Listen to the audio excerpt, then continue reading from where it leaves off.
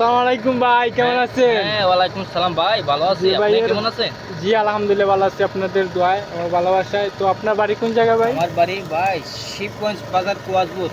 ও, তো এখানে কি জন্য আইছেন?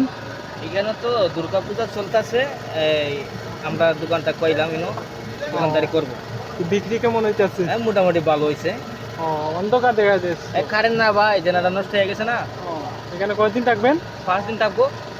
ও, খাওয়া দাওয়া করছেন? না ভাই, খাওয়া দাওয়া করি নাই, পেট দিয়ে হামাইতেছে দেখছেন। কেন খাওয়া দাওয়া করেন না কেন? বাসাতে তো যাইতে পারি নাই, মানে আমি একলা নিজের মানুষ কি যাবো। আরে ভাই, খাওয়া দাওয়া করেন। খাওয়া দাওয়া করবো, বাসায় ফোন দিছি, আমার বউয়ে বাদ দেওয়া দিবি।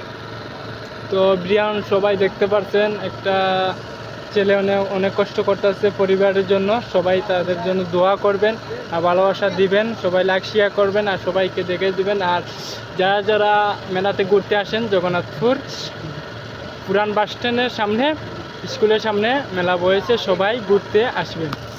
আপনাদের কাছে দাওয়াত রইল ইনশাআল্লাহ। আল্লাহ হাফেজ।